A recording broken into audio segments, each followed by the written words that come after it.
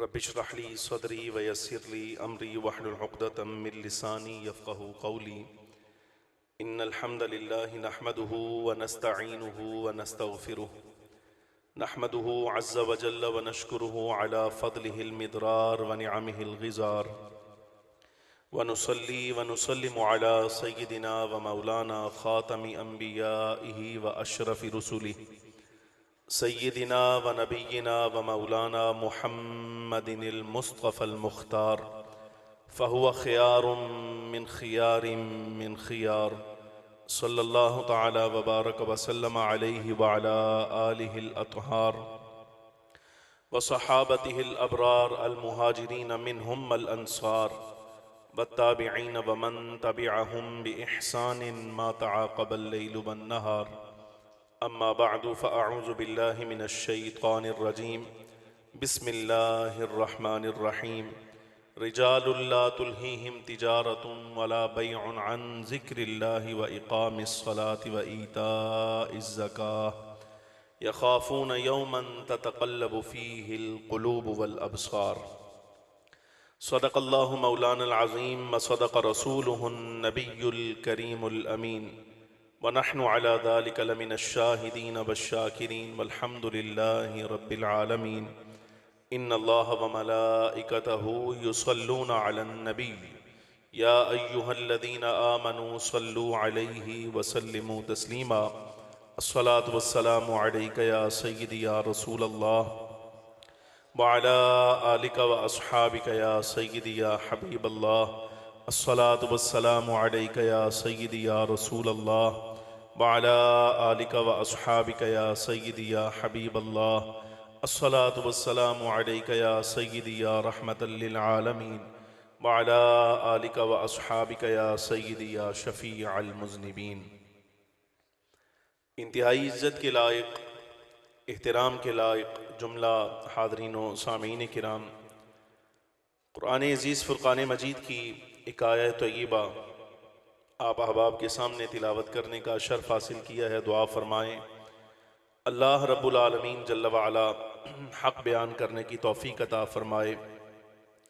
जो गुज़ारिशात अर्ज़ करूँ मालिक व मौला हमें इसके मुताबिक एअतिक़ाद रखने की और अमल करने की भी तौफ़ीक़ अता फ़रमाए। नाचीज़ की खुश नसीबी और खुशबख्ती कि मेरा बख्त मुझे आज हज़रत फ़क़ीहे ज़मा मुहद्दिसे दौरान फ़क़ीहे आज़म फ़क़ीहुन नफ्स हज़रत उस्ताज़ुल उलमा वल मशाइख़ हज़रत फ़क़ीहे आज़म मौलाना नूरुल्लाह साहिब नाइमी रहमतुल्लाहि ताला अलैह के उर्स शरीफ के इस इजलास में ले आया। और ये भी इस नाचीज़ की खुश नसीबी है कि जिगरगोशा हज़रत फ़क़ीहे आज़म दामज़िल्लहुल आली की मौजूदगी में कुछ गुज़ारिशात आप अहबाब के सामने अर्ज़ करने का और मशाइख़ को, उलमाए किराम को, असातिज़ा को सबक सुनाने का मौका मिल रहा है। गिरामी मतलब सामीन हज़रात, हज़रत जिगरगोशा फ़क़ीहे आज़म दामज़िल्लहुल आली के साथ मेरी वाबस्तगी आप बड़े हैं, शायद आप ना याद रखें मेरे जैसे नाचीज़ को, लेकिन मेरी बराह रास्त क़िबला से पहली मुलाकात मदीना मुनव्वरा में मस्जिद नबवी शरीफ में हुई। नाचीज़ उस वक़्त अपना सबक जो आदत है मदीना मुनव्वरा में अहादीस तय्यबा की तिलावत की सूरत में वो सुना रहा था, पढ़ रहा था। चूँकि असर और मगरिब का ये दौरानिया था तो उस वक्त हज़रत क़िबला जिगरगोशा फ़क़ीहे आज़म दामज़िल्लहुल आली आप दलाइलुल खैरात शरीफ का जो उस वक़्त का अपना वजीफ़ा है और वे आवो मामूल फरमा रहे थे। और उस दौरानिए में बहुत सारी बातें जो सबक़न आपने इरशाद फरमाई, नसीहतन फरमाई, मुझे याद करने का, सुनने का मौका मिला। ये अगरचे मुलाकात बड़ी मुख्तसर है, लेकिन मेरा ये शर्फ है कि शायद हो सकता है मैं अपनी आने वाली नस्ल को बता सकता हूँ कि मैंने हज़रत फ़क़ीह आज़म को तो ना सही, लेकिन उनके जिगर गोशा की ज़ियारत जो है वो मुझे हासिल है। आप अहबाब के लिए ये बड़ी खुश नसीबी की बात है। बंदा नाचीज़ चूँकि वैसे ही खानकाही निज़ाम के साथ भी वाबस्ता है, तो मेरी ये वाबस्तगी जहाँ मुझे और मामलात में तबीयत की ख़राबी का सबब बनती है, उनमें से एक मसला ये भी होता है कि हमारे असलाफ और अकाबिर जिन्होंने दीन हक इस्लाम और मसलक हक अहले सुन्नत व जमाअत की तदवीन और तरवीज में बग़ैर किसी मुआवजा की तलब के अपनी ज़िंदगियाँ सर्फ की, आज उनकी खानकाहों पर को बंदा ऐसा नज़र नहीं आता जो उनके मिशन को और उनके निज़ाम को आगे चला रहा हो और हकीकतन उनकी विरासत का वारिस भी हो। अब नहीं मिलता। बहरहाल इस्तिस्नाई सूरतों में जो खानकाहें आज भी अपने आबाए किराम का विरसा आगे पहुँचा रही हैं, उनमें हज़रत फ़क़ीह आज़म रहमतुल्लाहि ताला अलैह की औलाद ये सर फहरिस्त है। ये आज स्पीकर पे पहली मरतबा कह रहा हूँ, वगरना इसका इजहार तो मैं अपने ताई निजी मजालिस में कई मरतबा कर चुका हूँ और अपने अहबाब से कर चुका हूँ। एक तो है ना ख़ानदान ऊंचा होना।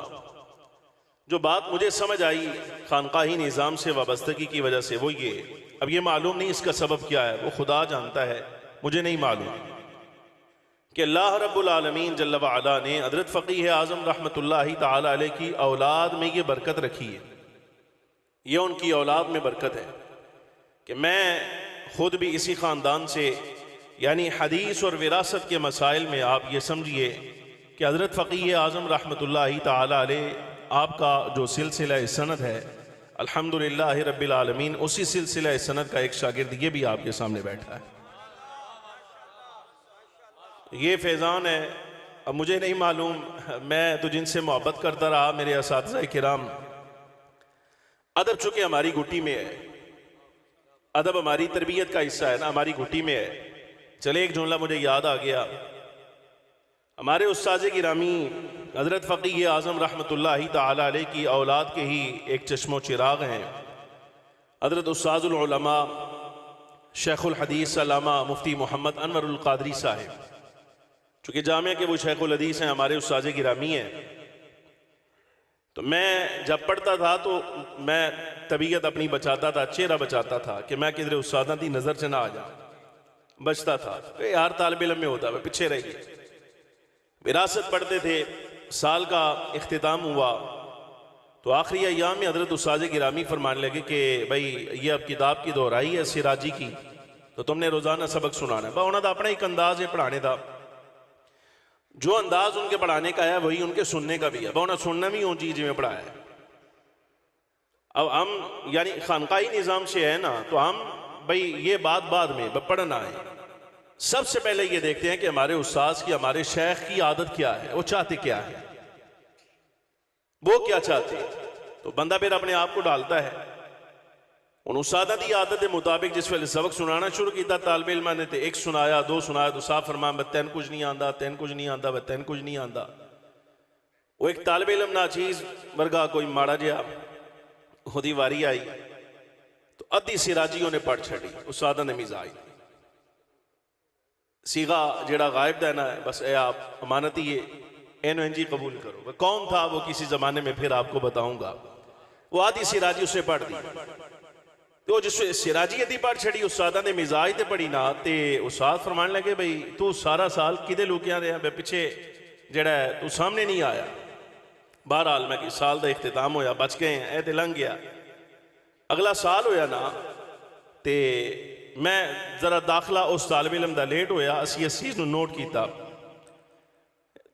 हमारी जामे सही बुखारी की जिल्द सानी जो है वो उस्ताद साहब ने पढ़ा दी। उस सबक पढ़ने वास्ते जिस वेले असी भी हाजिर होए, तो चलो दस छड़ने अब गल सुनाने तो हमें मज़ा नहीं आना, वो तालिब इल्म मैं ही हाँ, चलो गल मुकाइए क्या रखना है इस राज में। तो मैं सबक खत्म होया ना, तो मैं उस्तादा दे नालैन सीधे किते ते पैर च पवाए ना, मैं फरमान लगे मेरे मोढे ते थपकी मारी ना, तो मैंने आंदे भाई तुमने आज के बाद मेरे जूतों को हाथ नहीं लगाना, इसलिए कि हमारे उस्ताद गिरामी हजरत फ़कीह आज़म रहमतुल्लाहि तआला अलैह सादात का ये एहतराम करते थे, वो उनसे ऐसे काम नहीं लिया करते थे।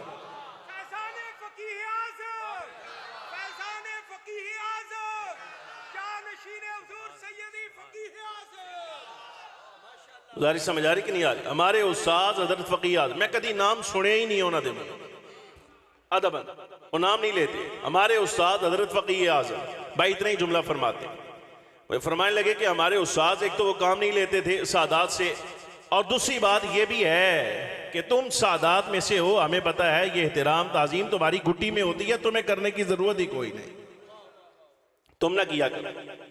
तो बहरहाल इसी सिलसिला में, अगर से मैं बसीरपुर से दूर हूं एक लिहाज से कि मेरी पैदाइश जो है वो लाहौर की है और मैं वहां का रहने वाला हूं, लेकिन एक लिहाज से देखा जाए तो मेरा इलाका आपके बड़े करीब, तुझे मेरे गवांडी लगते हो, इसलिए कि मेरा जो आबाई गांव है ना वो ये शेरगढ़ है, हजरत दाऊद बंदगी रहमतुल्लाहि तआला अलैह की, जो कि मैं औलाद में से हूं ना, तो इस हिसाब से मैं बहरहाल बसीरपुर दे लागे लागे लागा ना, मेरा सिलसिला सनद भी यही है, अल्हम्दुलिल्लाह रब्बिल आलमीन। नाज है इस बात पर। मैं अर्ज कर रहा था कि हजरत फ़कीह आज़म रहमतुल्लाहि तआला अलैह की औलाद में अल्लाह तबारक व तआला जल्ल व अला ने ये बरकत रखी है, वगरना एक दो नस्लें बामुश्किल अपने आबा की विरासत संभालती हैं, एक दो नस्लें, लेकिन बहरहाल हर नस्ल में अल्लाह तबारक व तआला जल्ल व अला ऐसा जानशीन अदा फरमाए कि एक एक फर्द अपने जद्दे करीम की विरासत का वारिस हो जाए। ये बरकत अगर मुझे यहां सरजमीने हिंद पाकिस्तान में कहीं नजर आई है तो उसमें सरे फहरिस्त सबसे ऊंचा खानदान हजरत फ़कीह आज़म रहमतुल्लाह अलैह का नजर आता है। गिरामी मर्तबा सामीन हज़रात, ये मैं फिर अर्ज कर रहा हूं कि मेरा ऊंचा वक्त कि अल्लाह रब्बुल आलमीन जल्ल व अला मुझे यहां ले आया, ये मेरे लिए बड़ी सआदत की बात है। मैं अपनी नस्लों को बता सकता हूं कि मेरा इल्मी नसब जो है वह इन आबा और इन बुजुर्गों से मिलता है, इल्मी नसब मेरा इन बुजुर्गों के साथ है। अल्लाह रब्बुल आलमीन जल्ल व अला इस आस्था को ता क़यामत सलामत रखे। बहुत सारी बातें इस वक्त मेरे ज़हन में है। हमारे यहाँ बड़े सगीर में फ़कीह आज़म का लफ्ज़ जिस वक्त बोला जाता है तो हमारे माजी करीब में देखा जाए तो फतावा मज़रिया के मुअल्लिफ वो ज़हन में आते हैं, या हमारे करीब करीब यानी मज़ीद माजी अगर गुजर जाए तो देखा जाए तो खाली फ़कीह आज़म का लफ्ज़ अगर देखा जाए तो साहिब उर्स की ज़ात पर बोला जाता है। लेकिन चूंकि नाचीज़ इस मैदान का तालिब इल्म है, मैं ये अर्ज़ करूँगा कि आइंदा फतावा नूरिया अगर छपे ना तो आप यानी आप बड़े हैं, आपका बनता नहीं कि आप हम पर एतमाद करें, बतुसी वड्डे हो। इसलिए मैं हजरत फ़कीह आज़म की औलाद से अर्ज़ कर रहा हूँ कि ये बड़े, इन्हीं की शान ऊंची है हर लिहाज, इल्म में, अमल में, फ़क़ाहत में, हर लिहाज, खिदमत में भी, मसलक बचाने में भी ये आगे है। हम कुछ नहीं, हम तालिब इल्म हैं। लेकिन एक गुजारिश है, अर्ज करके जा रहा हूँ, आप एक मरतबा यानी इस नाचीज़ को, चूंकि मसनद तदरीस के साथ भी मेरी वाबस्तगी है तो ये चीज़ें हमारी नज़र में रहती हैं। मैं अर्ज करूँगा कि आइंदा फतावा नूरिया पर हजरत फ़कीह आज़म रहमतुल्लाह अलैह का नाम लिखा जाए ना तो वहाँ फ़कीह आज़म की बजाय फ़कीहुन नफ्स लिखा जाए।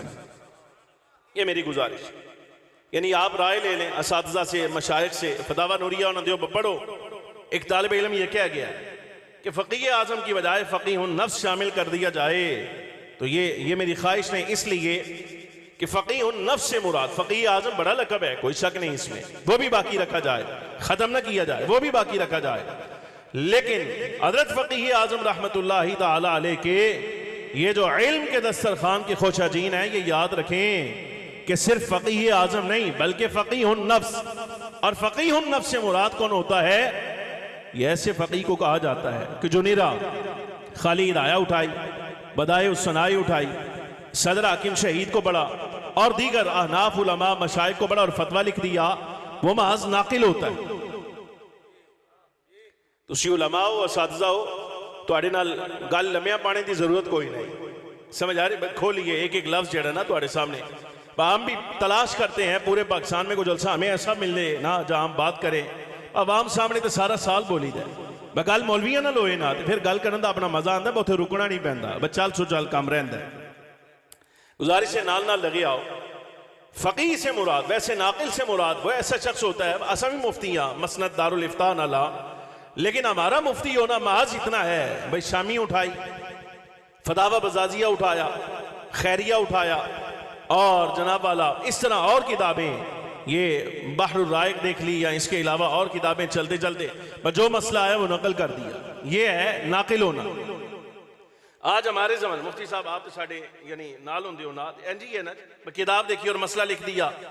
लेकिन बहरहाल फकीह से मुराद और फकीहुन नफ्स से मुराद, ये समझिएगा सिर्फ नाकिल नहीं होता, बल्कि फकीहुन नफ्स से मुराद ऐसा शख्स होता है, ऐसा शख्स तो सबसे पहले मकासिद शरीयत को समझता है। हुक्म आया ना 3000 अहादीस अहकाम हैं, वो अहादीस अहकाम की गहराई में उतरता है। अहादीस अहकाम के अलावा भी हदीस का जितना जखीरा है उनकी गहराई में उतरकर सबसे पहले मकसद शरीयत समझता है। फिर मकसद शरीयत समझ लेने के बाद नुसूस की रूह तक उतरता है, तर्जमा नहीं। जाग रहे हो, जाग रहे हो, मैं अर्ज कर रहा बस मौलवी हो, नाल नाल लगे आओ, मसला समझिएगा। ये इसलिए आपके साथ बातें कर रहा हूं, तालिब इल्म का तो अक्सर हिस्सा दौरानिया तालिब इल्म का जो वो जाया हो जाता है, उसको पता ही नहीं होता मैं बैठा कहां पर हूं, उसको यही नहीं पता होता। लेकिन ये आपको समझा रहा हूं, जिस खानका पर आप बैठे हैं खाली सर्फ ना हल करके ना टूर जाना, बल्कि ये मसला समझना। तुसी तो खाली मगरिब तो बाद अंदर बह के सूरह फातिहा इखलास भी पढ़ते रहो ना, तो तुहाडे कई मसले हज़रत फकीह आज़म दी कब्र दी बरकत नाल हल हो गए।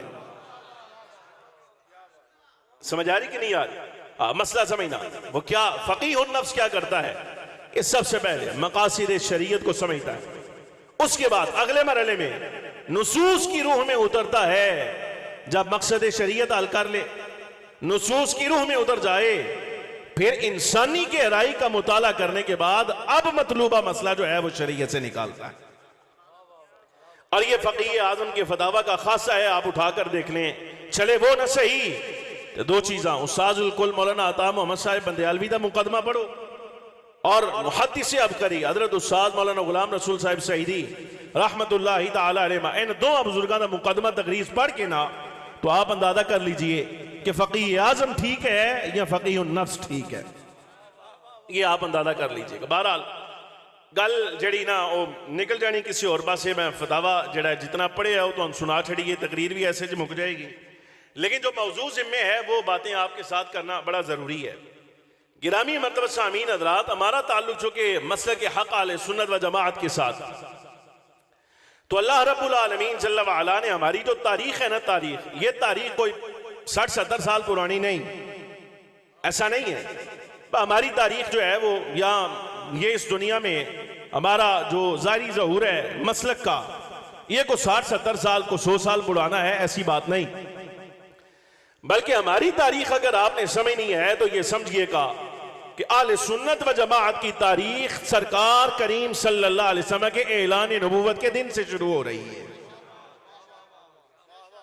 जाग रहे हो? हमारी आले सुन्नत की जो तारीख है, हमारे बड़ों की तारीख, ये नबी पाक सल्लल्लाहु अलैहि वसल्लम के ऐलान नबूवत के दिन से शुरू हो रही है, इसलिए कि सरकार करीम सल्लल्लाहु अलैहि वसल्लम ने ऐलान नबूवत से लेकर विसाले ज़ाहरी तक जो सबक पढ़ाया है हज़रात सहाबा किराम को, अहले बैत को, अज़वाज मुतहरात को, अगर वो उसूल फुरू के लिहाज से आज आपको नजर आएगा तो ना दाएं बाएं कहीं नजर आएगा, किसी मसलक में नजर नहीं आएगा। ऐलान नबूवत के पहले दिन से लेकर सरकार करीम सल्लल्लाहु अलैहि वसल्लम के विसाले ज़ाहरी तक सरकार का पढ़ाया हुआ सबक अगर कहीं नजर आएगा सहाबा किराम की अमानात के साथ, अहले बैत और अज़वाज की अमानात के साथ, तो वो सिर्फ और सिर्फ मसलक के हक़ अहले सुन्नत व जमाअत में आपको नजर आएगा। समझ आ रही कि नहीं यार? ये मसलक में नजर आएगा। और हमारे आबा कैसे हैं, वो कैसे यहां तक आए, हमारे असलाफ वो यहां तक कैसे आए, कुछ दर्दलियां गल्लां जड़ियां तुहाडे नाल करने वाली हैं। आज हम छोड़ गए ना, बखाली ये हुआ मैं माँ बाप से जान छुड़ाई और जनाब आला घर यही बताया वह मदरसे पढ़ने जा रहे हैं, माँ बाप ने भी आजाद छोड़ दिया, तुसी भी आए पढ़ने वास्ते। कई ऐसे होते हैं जो या तो दुनिया की तलब में आते हैं, यानी स्कूल पढ़ांगे उसे मदरसे रहेंगे, रिहाइश भी मिल जाएगी और इसके साथ साथ चलो खाना मिल जाएगा, रात जो है वो गुजारने के लिए छत मिल जाएगी, सुबह के टाइम को 4 किताबें सरफनाब की पढ़ लेंगे, शाम के औकात में अपना स्कूल कॉलेज यूनिवर्सिटी पढ़ के तो जनाब किसी मनसब पर जा बैठे। कई तालिबे इल्म इस इरादे से आते हैं, लेकिन मैं अर्ज करना चाहता हूं जिन असलाफ के आप वारिस हैं जिन असलाफ के आप वारिस है उन्होंने सबक समझो। ये दीन हम तक ऐसे नहीं आया। आप नाम लेवा हैं इमामुल आइम्मा सिराजुल उम्मा इमाम आजम के, इमाम मालिक के, इमाम शाफिई के, इमाम अहमद इब्न हंबल के, लेकिन कभी आपने ये गौर किया है कि इमाम मालिक ने ये दीन पढ़ा कैसे था? ये दीन इमाम मालिक ने पढ़ा कैसे है? मैं दो चार बस मसले समझाने गल मुक जानी इथे ही। गिरामी मतलब सामीन हज़रात, इमाम मालिक का वो दौर उठाइए जब आपने ये जुमला फरमाया तहज्जुद का वक्त होता।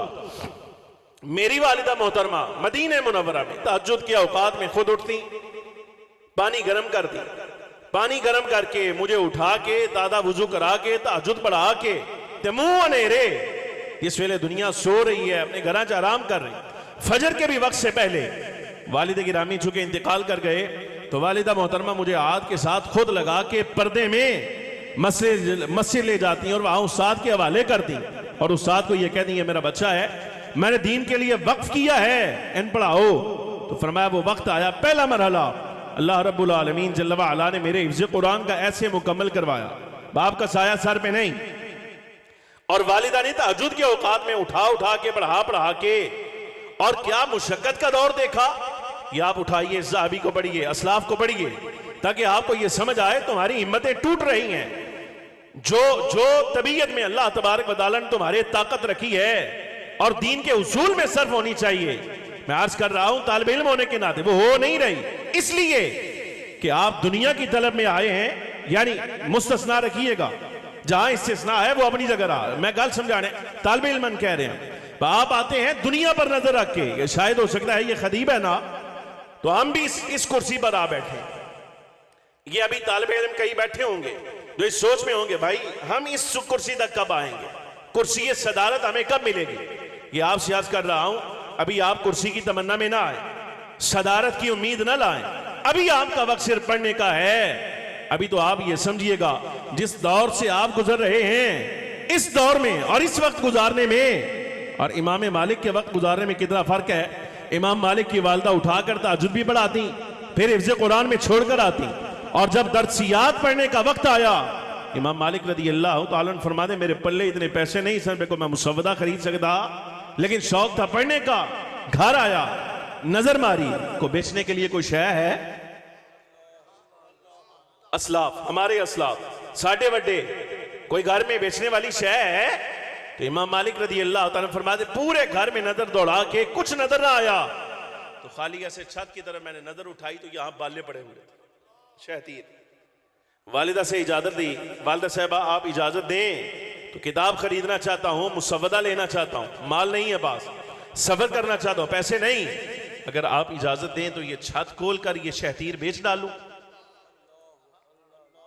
वालिदा ने इजाजत दी, वो शहतीर आपने उठाए, बेचे, बेचकर मुसव्वदा और अपना मतलूबा सफर किया। फिर वो वक्त भी आया जिसकी गवाही इमाम शाफिई रहमतुल्लाह अलैह ने दी थी। फरमाया यही तालिब इल्म जो घर का बाला बेचकर किताब खरीद रहा था और सफर कर रहा था, इसको अल्लाह रब्बुल आलमीन जल्ल व अला ने यह शर्फ अता फरमाया कि पूरी दुनिया में नायाब तरीन नस्लों का और कीमती तरीन घोड़ा तो शायद हो सकता है बादशाहों के अस्तबल में भी नजर ना आए, अगर कहीं नजर आता था तो मालिक इब्ने अनस के अस्तबल में नजर आया कर। हर शय का अपना एक वक्त होता है, हर शय का अपना एक वक्त है, उसका इंतजार फरमाइए। आप याद फरमाइए, मैं एक तालिब इल्म का हाल आपके सामने आज करूं। मैं आज तक, आप यकीन जानिए, असलाफ सलफ सालिहीन की कारकर्दगी में इस वाक़े से नीचे मैं कभी आया ही, उतर ही नहीं सका। यानी ज़हनी तौर पर यह बात कभी दिमाग से उतरती नहीं, भाई ये कौन लोग थे जिन्हें अल्लाह रब्बुल आलमीन जल्ल व अला ने हमसे मुकद्दम रखा, क्यों रखा, क्या हिकमत है। आखिर असी भी 14वीं 15वीं सदी च आए हैं, दीन पढ़े हैं, मौलवी पढ़े हैं, जामे सही बुखारी मुस्लिम सारा कुछ हमने भी किया है, हमें भी पढ़ने का शौक है, लेकिन ये क्या वजह है कि हम 14 सदियां दूर रखे गए हैं और ये जो हमारे असलाफ हमारे बड़े इतने पहले, वजह क्या है। तो जो बात मुझे समझ आई मेरे भाइयों, वो सिर्फ इतनी समझ आई कि जो शौक तलब इल्म का उनमें था वो हम में नहीं, वो है ही नहीं। फैसला करो, ये मसला समझिएगा। 4-6 किताबों का मजमून निकाल के आपके सामने रख रहा हूं। एक तालिब इल्म अफ्रीका से आगे, जहां जिस इलाके में सूरज गुरूब होता है, वहां 20 साल उस नौजवान की उम्र, दिल आया भाई ये बगदाद शहर में इमाम अहमद इब्न हंबल का दौर है, तो क्यों ना हो मैं यहाँ अपना इलाका छोड़ूं, पढ़ लिया जो इब्तिदाई तालीम है वो देख ली है, पढ़ ली है, अब यहां से मुझे बगदाद जाना चाहिए और वहां जाके इमाम अहमद इब्न हंबल से हदीस पढ़नी चाहिए। दिल में शौक आ गया, वहां से चला। निरा अफ्रीका का जो समंदर है, इस तालिब इल्म ने मेरी जान ये समंदर ये बेड़े पे तय किया, और इसके बाद जितना सफर जमीनी है ये सारा का सारा ये तालिब इल्म अपने पांव पर चल के आया। कहां से चला? वो जहां से सूरज गुरूब हो रहा है, अक्सल मगरिब, अफ्रीका नहीं, अफ्रीकों पार, यानी जहां सूरज गुरूब होता है उसकी इंतहा जो है वो मारूफ यही है, अफ्रीका। लेकिन बहरहाल चला, ये सफर करते करते समंदर पार कर लिया, फिर पैदल सफर किया, हजारों किलोमीटर का सफर करके जब बगदाद के मुजाफात में मिला तो खबर पहुंची भाई इमाम अहमद इब्न हंबल का वक्त के खलीफा के साथ इख्तिलाफ हो गया है, अमीर वक्त के साथ। उसने इमाम अहमद बिन हंबल पर पाबंदी लगा दी है, अब आप हदीस नहीं पढ़ा सकते।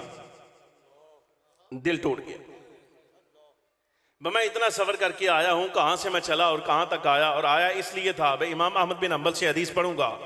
ये अजब बात कि आप पर पाबंदी लगी। दिल टूट गया, लेकिन बहरहाल फिर संभाला, ढारस बनाई, दोबारा सामान जहां रखना था वहां रखा, और दिल में ख्याल आया चलो जामे मस्जिद बगदाद चलते हैं और वहां जाकर देखते हैं, यहां भी हल्के लगते हैं, असातिज़ा बैठे हैं, बड़े बड़े जो हैं अइम्मा किराम हैं, बड़ा बड़ा फन का माहिर बैठा है, कोई तो होगा, चलो उससे इक्तिसाब फैज कर दें। लेकिन यहां इमाम अहमद बिन हंबल अटक गए हैं, यहां जो है वो इमाम अहमद बिन हंबल है।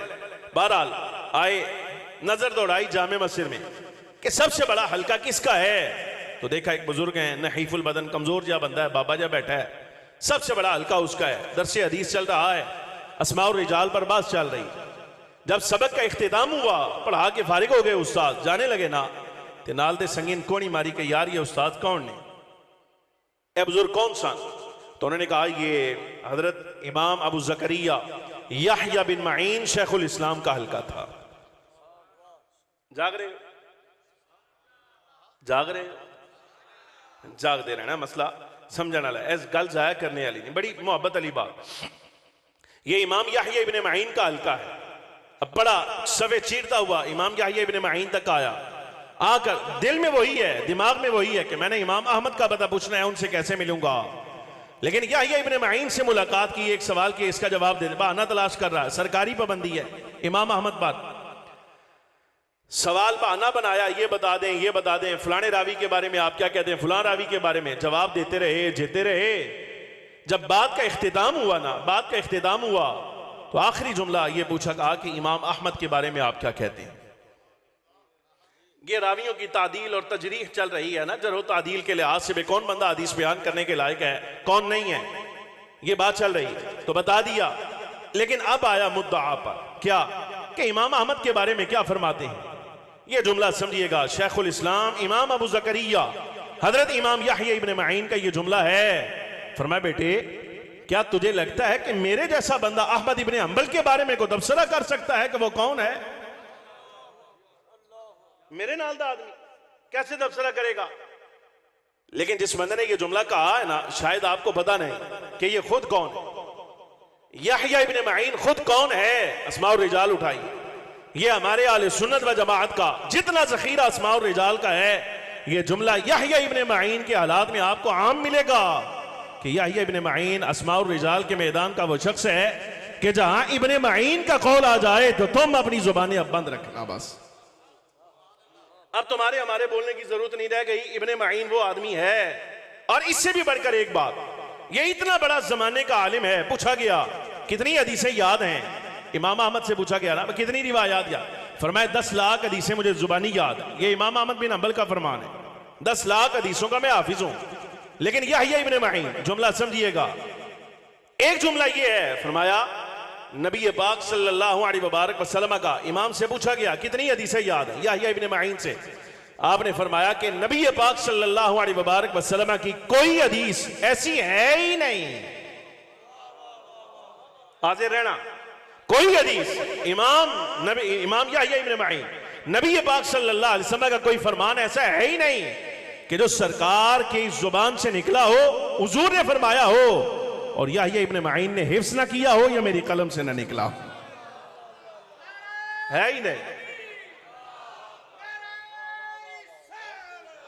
एक जुमला और समझो, एक जुमला और फरमाया, खाली ये नहीं कि सरकार का फरमान, बल्कि इमाम इब्ने माइन फरमाया करते थे कि सैयदुना आदम अलैहिस्सलातु वस्सलाम से लेकर नबी पाक सल्लल्लाहु अलैहि वसल्लम तक जितने अंबिया किराम अलैहिमुस्सलातु वस्सलाम का जो जो जुमला महफूज है, जो जो जुमला, इब्ने माइन कहते थे कि पूरी जमईयत अंबिया में जिस जिस नबी का जो जो कौल महफूज है, यह मुमकिन ही नहीं कि इब्ने माइन की नजर से ना गुजरा हो।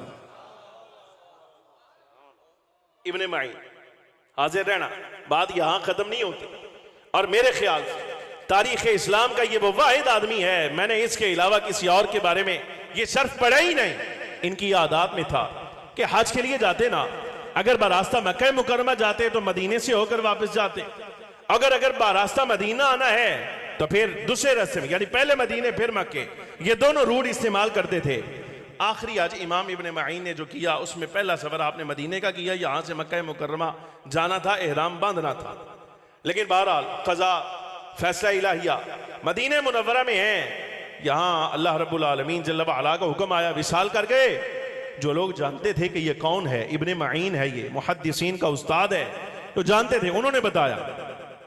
आपस में तय हुआ, आले मदीना ने सर जोड़े कि ये वो शख्स है, नबी पाक सल्लल्लाहु अलैहि वसल्लम के दीन की जो खिदमत इब्ने माइन ने की है वो इसी का हिस्सा है। ये आम आदमी नहीं, सारी जिंदगी हुजूर की हदीस की खिदमत करता हुआ आज इस दुनिया से पर्दा कर गया है। हमारी चाहत है कि जब इसने खिदमत बड़ी बेमिसाल की है तो इब्ने माइन का जनाजा भी बड़े बेमिसाल अंदाज में मदीने से उठाया जाए।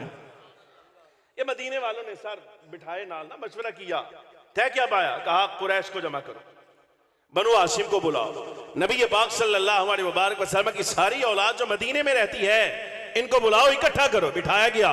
ये इमाम इब्ने माइन है, हदीस का बेमिसाल खादिम है, आज विसाल कर गया।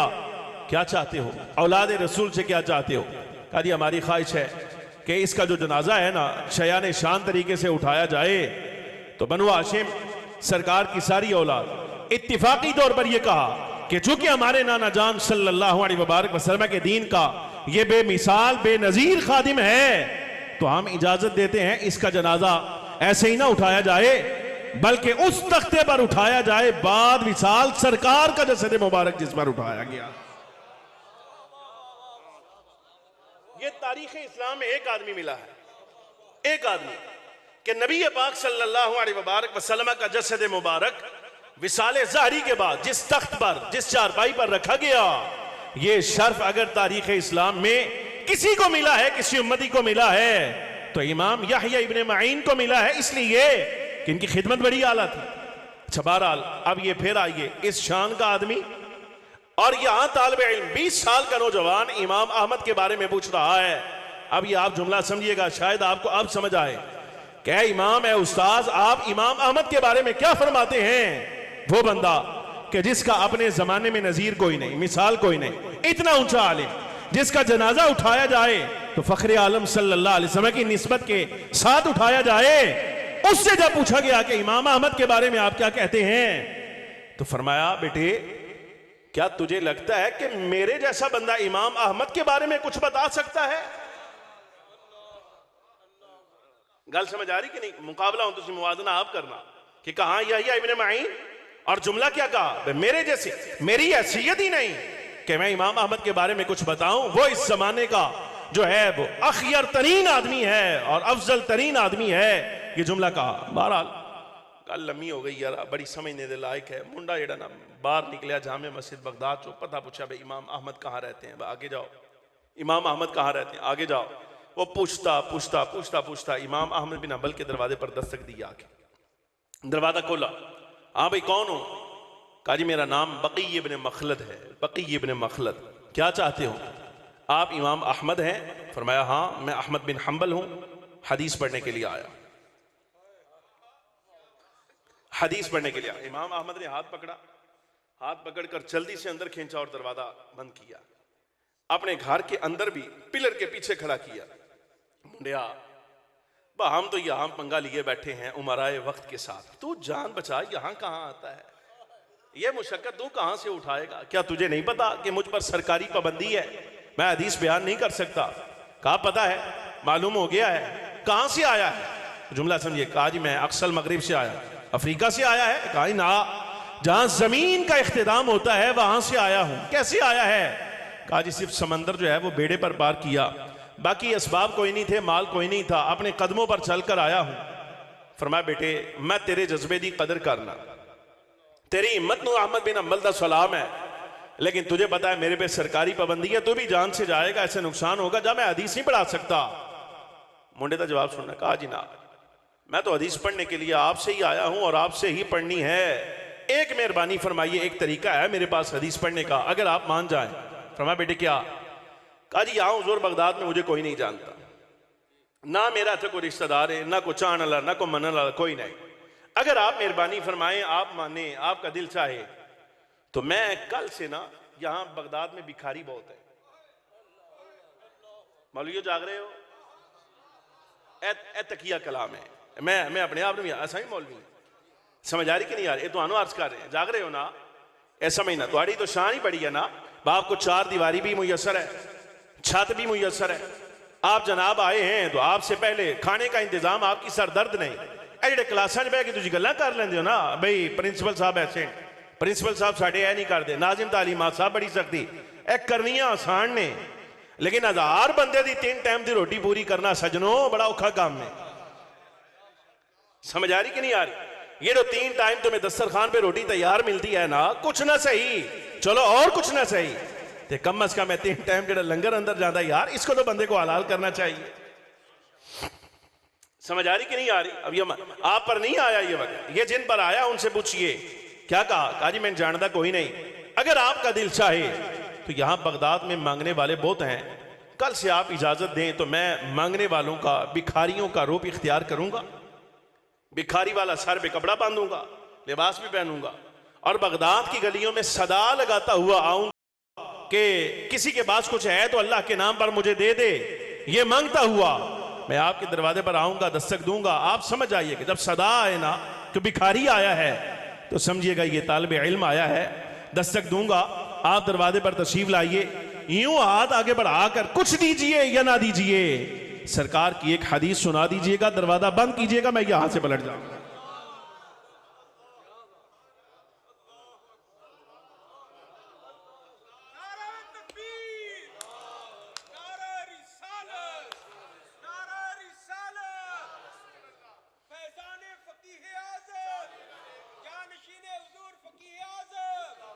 ऐसा है ये कह देना, मैं कहा जाए कि फुला उस्ताद साहब जो हैं उन्होंने दरख्त के नीचे डेरा लगाया था, तो आगे से भाई ईमान आदमी एहसान फरामोश, ये कहा वो वक्त ही ऐसा था। समझ आ रही कि नहीं आ रही? वो वक्त ऐसा था, मैं इन मुशक्कतों से गुजरा नहीं, ये समझिएगा। मैं लाहौर दा रहने वाला ना, मेरी तालीम भी सारी लाहौर पूरी हुई, मुझे एक टाइम का भी खाना जामे अपने इदारे सिखाने की जरूरत नहीं पेश आई, इसलिए कि मेरे वालिद खिलाते थे, अल्लाह का शुक्र है, कोई मसला नहीं। लेकिन भाई मसला ये है, समझो जिस दस्तरखान पे आप बैठे हैं मेरे खून का तकाजा है, मैं एहसान फरामोश नहीं ना यारा। समझ आ रही कि नहीं यार? वो दरो दीवार का एहतराम जहां रहकर मैंने पढ़ा है वो आज भी हमारे खून में है, हमारे जो है वो हम पर जो एहसान हुआ है उसका तकाजा है। आप क्या समझते हैं कि ज़ैनुल आबिदीन आज आपको इस कुर्सी पर नजर आ रहा है?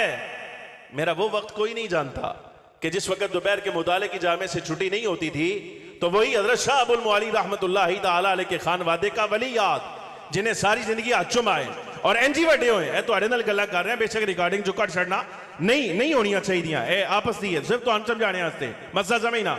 हम पीरों की औलाद, नस्ल दर नस्ल, मेरे हम अकरान, मेरे हम उम्र आज भी इसी दौर पे हाथ चुमाते हैं, लेकिन दीनी मैदान में नहीं। मैं वली याद अपने बुजुर्गों का जानशीन खानकाही निजाम संभाला न ला, लेकिन मेरा वो वक्त कोई नहीं जानता कि जिस वक्त मैं दोपहर के मुताले की छुट्टी नहीं होती थी तो जामिया के बाहर एक दीवार के पास एक नाली होती थी, वहां बैठकर मैं रोटी खाया करता था। वो वक्त मेरा कोई नहीं जानता। मेरी यह कुर्सी देखी कई आने, समझ आ रही कि नहीं आ रही? कई ये कहते हैं भाई इसको इज्जत जो है वो वक्त से पहले मिल गई, लेकिन मैं कहता हूं, एलानिया कहता हूं, हाँ ठीक है, मेरी उम्र के लिहाज से अगर आप देखें तो इज्जत पहले मिल गई है, लेकिन ये किसी को नहीं पता कि मेरे ऊपर मेरी 3 नस्लों का शौक लगा हुआ है। 3 नस्लों का शौक है, तवज्जो लैदा है, वो मसला लैदा है। ये खाली शौक के ये बढ़ जाए, ये 3 नस्लों का शौक है मेरे पीछे।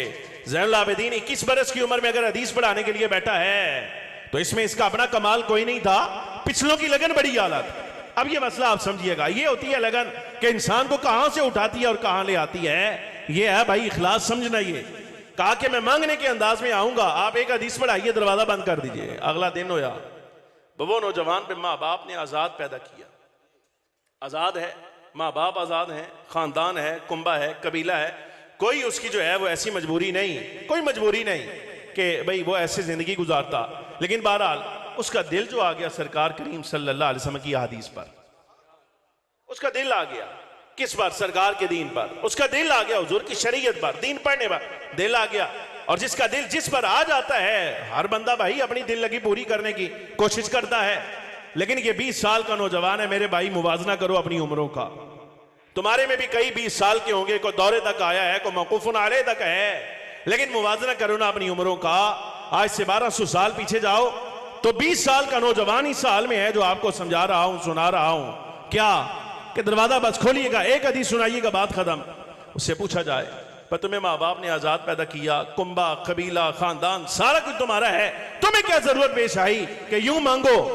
तो एक ही जुमला कहेगा, पर दिल लग गया सरकार के साथ, हुजूर के फरामीन पर। जमाना मैंने नहीं पाया, फरामीन पर दिल आ गया, लिहाजा मैं तो अपनी लगन में आया। बहरहाल अगला दिन होया, भिखारियों वाला इमामा बांधा सर पे, भिखारियों वाला लिबास पहना, ऐथे पाई गुदड़ी, गुदड़ी पा के कागज रोल करके सीन से रखिया तो सदा दे रहा। उस वक्त बगदाद में ये आइम्मा लिख रहे हैं मेरे भाई, इमाम लिख रहे हैं, मुहद्दिसीन।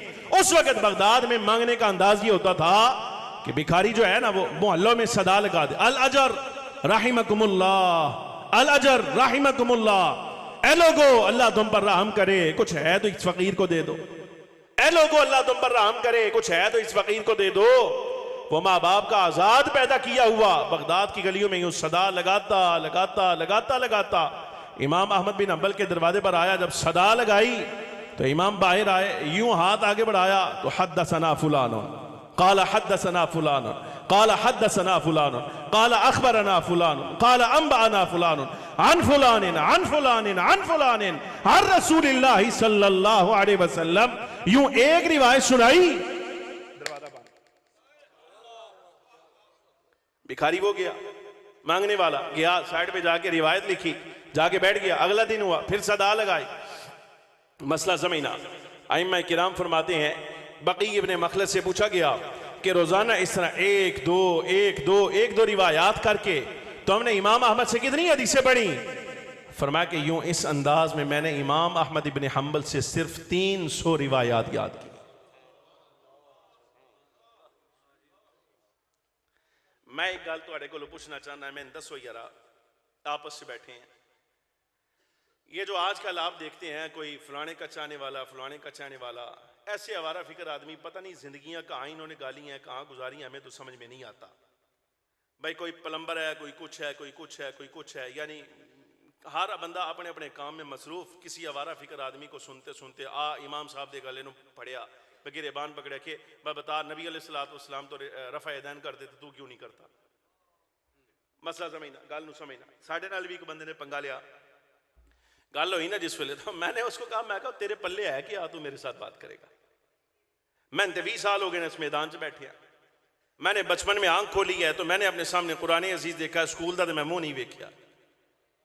पढ़िया है मैं, मतलब तुसी भी परेशान हो जाओ, पढ़िया है, लेकिन अर्ज कर रहे हैं बस स्कूले गए नहीं, सामने कुरान अजीज देखा, हिफ्ज किया, 2.5 साल उस्तादां दी खिदमत च रहे, तजवीद पढ़ी, 9 साल दरसियात पढ़ियां, 11 साल पढ़ांदियां हो गए। ये मेरा पिछला पूरा रिकॉर्ड है, तू बता कहां से आया है? आंदा 5000 रिवायात मेरे पास रफा यदैन पर हैं। मैंने कहा हया कर खबीस आदमी, तू ना मदरसे गया, ना कुरान पढ़ा, ना नाजरा, ना तजवीद, ना हिफ्ज, ना रिवायात पढ़ी, मदरसे का मुंह तूने नहीं देखा। तो जिनको सरकार की हदीस से मोहब्बत थी तो वो तो यूं भिखारी बनकर भी पढ़े तो 300 रिवायात पढ़ सके हैं। हरामजादे तू 5000 कहां से ले आया है? एवं ही तुसी ढिले पे हो, भाई इसने ये कर दिया, इसने वो कर दिया, तुम्हें अपनी वक़्त समझ नहीं आती। भाई तुम्हें अपनी शान समझ नहीं आती कि तुम्हें अल्लाह ने क्या नवाजा है, सब कुछ तुम्हारे पास है। तो एक ऐसा वारा फिक्र आदमी, मैंने कहा भाई बकी इब्ने मखलद पूरा 1 साल बनता है, 2 महीने कम 1 साल बनता है कि 1 साल के दौरानिये में मेरे भाई आजाद पैदा किया हुआ माँ बाप का बेटा इमाम अहमद के दरवाजे पर भिखारी बन के हदीस पढ़ रहा है। तो भाई जिन्होंने पढ़ी है वो भिखारी बन के पढ़ते रहे, तूने मदरसे का मुंह नहीं देखा, तू आके मुझे कहता है कि मैं 5000 रिवायात लाया। जा दफा हो जा, किसी बड़े को ला जो बात कर सकता है हमारे साथ, जा निकल जा यहां से। बात समझ आ रही कोई नहीं आ रही? ये 300 रिवायात। बहरहाल वो वक्त आया, अल्लाह तबारक व तआला जल्ल व अला आजमाता जरूर है, खत्म हो गई बात, आजमाता जरूर है, लेकिन आजमाइश इतनी ज्यादा रहती नहीं, खत्म हो जाती है। कैसे खत्म हुई? हजरत शेखुल इस्लाम बकी इब्ने मखलद रहमतुल्लाहि तआला अलैह फरमाते हैं, वो वक्त आया कि जब खलीफा मर गया, जिसके साथ इमाम अहमद का इख्तिलाफ था, वो मर गया। उसके मरने के बाद जो खलीफा आया वो अकीदे के दौर पे, नजरियाती तौर पर इमाम अहमद बिन हंबल का जो है वो हम नशीन था, वो आया तो नजरबंदी खत्म हुई। अब वो वक्त आया जिस वक्त इमाम अहमद बिन हंबल जामे बगदाद में हदीस पढ़ाने के लिए बैठे, तो मशरिक से, मगरिब से, शुमाल से, जुनूब से, 4 अतराफ पूरी दुनिया से जिसको देखा जाता कि सवारी पे सवार है, सामान बांधा हुआ जाए, पूछा जाता कहां जा रहा है, तो कहता मैं बगदाद इमाम अहमद से हदीस पढ़ने के लिए जा रहा हूं, बगदाद इमाम अहमद से हदीस पढ़ने के लिए जा रहा। यूं करते करते पूरी दुनिया से तालिब इल्म इकट्ठे हुए इमाम अहमद बिन हंबल से हदीस पढ़ने के लिए, हजारों की तादाद है पढ़ने वालों की। लेकिन बकी इब्ने मखलद कहते हैं कि इमाम अहमद ने मेरा ये मुशक्कत का दौर फरामोश नहीं फरमाया, बल्कि वो दौर आया कि जिस वक्त यूं हजारों तालिब इल्म इमाम अहमद बिन हंबल के सामने बैठे होते और मैं बकी इब्ने मखलद दाखिल होता, तो इमाम अहमद फरमाते लोगों हट जाओ, इस जमाने में अगर तालिब इल्म कहलाने का कोई हकदार है तो ये बकी इब्ने मखलद आ रहा है, इसको जगा दो।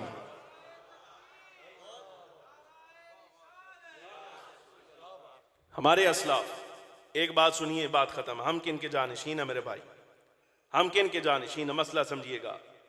जिन लोगों को हमने देखा, हमने पढ़ा, या जिनको पढ़ के हम यहां तक आते हैं भाई, उन्होंने बड़ी मुशक्कतें उठाई हैं। इब्ने हजर अस्कलानी रहमतुल्लाहि तआला अलैह, इमाम इब्ने सलाह साहिबुल मुकद्दमा, सदर हाकिम शहीद रहमतुल्लाह अलैह, ये आप अंदाजा फरमाइए, अहनाफ फुकहा को अगर इकट्ठा कर लिया जाए ना, फुकहाए अहनाफ को जमा कर लिया जाए, तो ये समझिएगा अहनाफ के रुखे उरूसी पर सेहरे की हैसियत जिस फकीह को अल्लाह ने अता फरमाई है, वो साहिब मबसूद शम्सुल अइम्मा सरखसी रहमतुल्लाह अलैह की शख्सियत। अहनाफ के, फिर जुमला समझना, अहनाफ के रुखे उरूसी पर, यानी अगर अहनाफ को दुल्हा समझा जाए तो दुल्हे के सर का जो ताज है, जो सेहरा है, वो शम्सुल अइम्मा सरखसी है, मबसूद का मुअल्लिफ। लेकिन कभी आपने ये झांक कर देखा है कि मबसूद उसने लिखी कैसे है?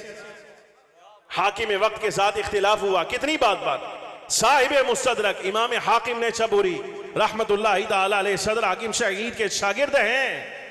लेकिन आप अंदाजा फरमाइए, ये बागा अपनी जगह रहा, शम्सुल अइम्मा सरखसी है, उनकी बात कर रहा था। शम्सुल अइम्मा सरखसी के बारे में खलीफा वक्त के साथ इख्तिलाफ हुआ, तो उसने क्या कहा? उसने कहा भाई इन अंधेरे कुएं के अंदर बंद कर छोड़ो, जेरे जमीन कुआं बंद कर दिया गया।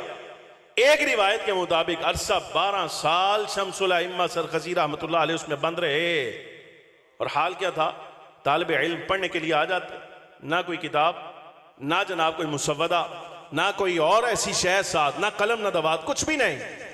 शम्सुल अइम्मा सरखसी कुएं के अंदर बंद है, तालिब इल्म उठे मुंडेरते बैठे हैं। आप फरमाते लिखो बेटे, कि आप लिखवाते जाते, इमला करते जाते, तो आज भाई 10 सदियों के बाद यहाँ ज़ैनुल आबिदीन तुम्हें बैठकर ये कह रहा है कि ये शम्सुल अइम्मा सरखसी की खिदमत है, अल मबसूद की सूरत में तुम्हारे सामने मौजूद। ऐसे लिखी, समझ आ रही कोई नहीं आ रही? ये हैं हमारे असलाफ भाई। इमाम इब्ने सलाह के बारे में आप देखिए, जिस वक्त वहाँ गालिबन जामे अल अशरफिया सीगा समझना, अशरफिया नहीं ओलाओ रे, अशरफिया, जामे अशरफिया ओलाओ, जामे अल अशरफिया। जब ये को साहिब माल साहिब हैसियत आदमी था, मदरसा उसने बना लिया ना, दारुल हदीस बनाया, ये आखिरी बात है, मुकम्मल हो गई। तो उन्होंने ये शर्त रखी जिसने बनाया था, उसने कहा कि मेरे मदरसे का ये दारुल हदीस है, या लेकिन यहाँ शेखुल हदीस वो मुकर्रर होगा, उसको मुंतखब किया जाएगा कि जमाने में इससे बड़ा हदीस का आलिम कोई नजर ना आए। ये शर्त है इस वक्त की। हर जमाने में यहां शेखुल हदीस वो होगा कि उस जैसा दूसरा और हो ही कोई ना। पहले मरहले में साहिबुल मुकद्दमा इमाम इब्ने सलाह रदी अल्लाह तआला अन्हु को यहां मुकर्रर किया गया। जब आपका विसाल हुआ इसी दारुल हदीस में आपके बाद हजरत इमाम नववी शेखुल इस्लाम रदी अल्लाह तआला अन्हु आप दारुल हदीस के शेखुल हदीस मुकर्रर हुए। और इमाम नववी रहमतुल्लाहि तआला अलैह ने जब ये मसनद छोड़ी तो आपके बाद शेखुल इस्लाम इमाम तक़ियुद्दीन सुबकी रहमतुल्लाहि तआला अलैह इस मुसल्ले पर हदीस पढ़ाने के लिए आए। शेखुल इस्लाम तक़ियुद्दीन सुबकी का बेटा हजरत इमाम ताजुद्दीन सुबकी रहमतुल्लाहि अलैह ने यह मसला लिखा। हम हैरान तहज्जुद दा वेला होए ते साढ़े अब्बा ही उत्तों थल्ले पे ऐलान रोजाना आए दारुल हदीस का दरवाजा खोले, अंदर दाखिल हो, दरवाजा बंद कर ले। आई परेशान है बाबा इन्हों मसला की है। तहज्जुद की नमाज है, मस्जिद में भी हो सकती है, दाएं बाएं ऊपर उजरे में कहीं भी पढ़ी जा सकती है, लेकिन क्या तकल्लुफ है कि रोजाना अपने उजरे से नीचे आते हैं, दारुल हदीस में दाखिल होते हैं, अंदर से कमरा बंद कर लेते हैं, दरवाजा बंद कर लेते हैं। होता क्या है? इमाम ताजुद्दीन सुबकी रहमतुल्लाह अलैह फरमाते दिल में इरादा है बस देखना अब्बा जी अंदर करते क्या। एक रात जिस वक्त इमाम तक़ियुद्दीन सुबकी नीचे आए, बेटा ताजुद्दीन सुबकी साहिबुत तबक़ातिल कुबरा शाफ़िइया ये दरवाजा खोला तो देखा, हैरान रह गए कि बाप अपने जमाने का शेखुल इस्लाम जामिया अल अशरफिया का शेखुल हदीस और वो बंदा कि जिसने इब्ने तैमिया के जमाने में रहकर उसको टक्कर दी है। हाल क्या है? कमरा बंद है और अंदर देखा कि बाप अपना ये जो रुखसार है ये उस मुसल्ले पर मल रहा है, चेहरे के साथ ऐसे चेहरा मल रहा है जिस पर बैठकर इमाम नववी हदीस पढ़ाया करते थे। चेहरा मल रहे और ये जुमला कह रहे हैं मेरी जान कुर्बान है उस मुसल्ले पर जिस पर बैठकर इमाम नववी रहमतुल्लाह अलैह हदीस पढ़ाते रहे। और इमाम नववी को यह मुसल्ला इब्ने सलाह से मिला। इब्ने सलाह वो आदमी है, आप अंदाजा फरमाइए, ये हमारे असलाफ हैं, हमारे बुजुर्ग हैं, हम इनके वारिस हैं, इनसे इल्म हम तक आया है। मेरे भाई जिंदगी जाया ना करें, ये याद रखिएगा। मेरी बात का इख्तिताम एक पैगाम पर होगा, वो अर्ज करके बात खत्म करूंगा। इब्ने सलाह वो आदमी है, अगरचे मदरसे का शेखुल हदीस था, लेकिन इमाम ज़ाहबी रहमतुल्लाह अलैह ने तज़किरतुल हुफ़ाज़ में लिखा, फरमाया इब्ने सलाह का इंतकाल हो गया, विसाल हो गया। जब जनाजा उठाया गया तो हमने बादशाहाने वक्त को, उमराए वक्त को देखा, यूं साकित खड़े हैं, खामोश हैं, यूं लगता है कि इब्ने सलाह बाद विसाल भी अपनी पूरी हैबत के साथ इनके सामने बैठा हुआ है और बादशाहाने वक्त को उनके जनाजे पर भी बात करने की कोई इस्तेदाद और सलाहियत नहीं रह गई। इतना बड़ा आदमी इमाम इब्ने सलाह। संगियो मसला याद रखना है, ये याद रखिएगा, जो बंदा नबी पाक सल्लल्लाहु अलैहि वसल्लम के दीन की खिदमत करके जाएगा कब्र उसकी जिंदा रहेगी। भाई कब्र जिंदा रहेगी, वगरना ये याद रखना बड़े बड़े साहिबाने माल हैं। यह आखिरी जुमला है, अच्छा तो नहीं लेकिन बता देना चाहता हूँ, अर्ज करता हूँ, यही पैगाम है। नूरजहान ये गालिबन जहांगीर की बीवी थी, सारी जिंदगी इसने जो है वो हुकूमती मामलात में दखल अंदाजी के साथ गुजारी, फैसले ये कराया करती, बड़े बड़े फैसले हैं इस नूरजहां के। लेकिन जब ये जहांगीर इंतकाल कर गया तो उसके बाद उसका दामाद जो है वो बादशाह बना, तो उसने इसको सियासत से निकाल दिया, निकल गई, अब फैसला न रहे। अब जाहिर है एक मकाम देखा है, रियासत बुरी चला रही, अगरचे सामने जहांगीर बैठा है, फैसला नूरजहां करती है। जब दामाद आया उसने ये शान और शौकत न रहने दी, बेदखल कर दिया, तो ये आ गई यहाँ लाहौर, सारी जिंदगी यहीं रही और अपना मकबरा बनवाया। लेकिन एक वक्त हुआ कि दाता साहब रहमतुल्लाहि ताला अलैह के मज़ार के सामने से जिस वक्त गुजरी तो एक तरफ दाता साहब का मज़ार है, रावी के दूसरे किनारे पर इसने अपना मकबरा बनवाया।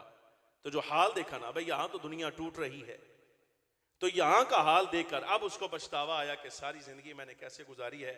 तो एक जुमला उसने कहा था, पर वही आपकी नजर है, ये उसने दाता साहब रहमतुल्लाह अलैह की कब्र को देखकर ये जुमला कहा, बर मज़ारे माँ गरीबा नए चरागे नए गुले, बर मज़ारे माँ गरीबा नए चरागे नए गुले। मैं शेर नहीं पढ़ता है, जिंदगी पहली बारी तुहाडे पढ़ता पिया, यह भी रिकॉर्ड हो गया है। बर मज़ारे माँ गरीबा नए चरागे नए गुले, नए परे परवाना सौजद नए नवाए बुलबुले। कहा ये दाता साहब की कब्र है, यहाँ आपको परवाने भी नजर आएंगे, मर मिटने वाले भी नजर आएंगे, यहाँ आपको फूल भी नजर आएंगे, सब कुछ नजर आएगा, इसलिए कि जिंदगी सरकार के दीन की खिदमत में गुजारी है। रह गए हम जैसे गरीब जिन्होंने सारी जिंदगी जो है वो यहाँ दुनियादारी में गुजारी है। तो ये नूरजहां क्या कर मरी थी कि हम गरीबों के मज़ार पर ना तुम्हें कभी कोई चिराग जलता हुआ नजर आएगा, ना कभी कोई फूल की पत्ती नजर आएगी। ये याद रखना, ये तुम्हारे इख्तियार में है कि जिंदगी तुमने इब्ने सलाह की तरह गुजारनी है सदर हाकिम शहीद की तरह गुजारनी है, शम्सुल अइम्मा सरखसी की तरह गुजारनी है, जिंदगी तुमने बकी इब्ने मखलद की तरह गुजारनी है, ये भी तुम्हारा इख्तियार, या जिंदगी तुमने नूर जहां की तरह गुजारनी है, ये भी तुम्हारा इख्तियार है। अल्लाह रब्बुल आलमीन जल्ल व अला अपने असलाफ की अमानत की